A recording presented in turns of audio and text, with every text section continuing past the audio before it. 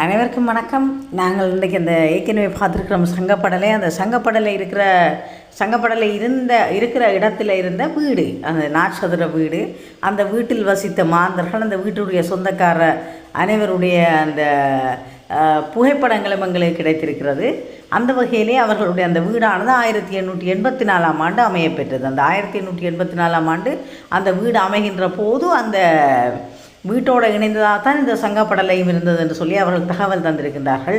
அவர்களுடைய அந்த தகவலையும் அத்தோடு இணைந்த அந்த புகைப்படங்களையும் நாங்கள் இங்கே உங்களுக்கு பகிர்வதில் பெருமகிழ்வடைகின்றோம். அந்த வீட்டினுடைய உரிமையாளர் தங்களுடைய இந்த சங்கப்படலை எங்களுடைய யூடியூப்பில் வந்ததை இட்டு அவர் எங்களுக்கு தொலைபேசி மூலம் நன்றி தெரிவித்திருந்தார்.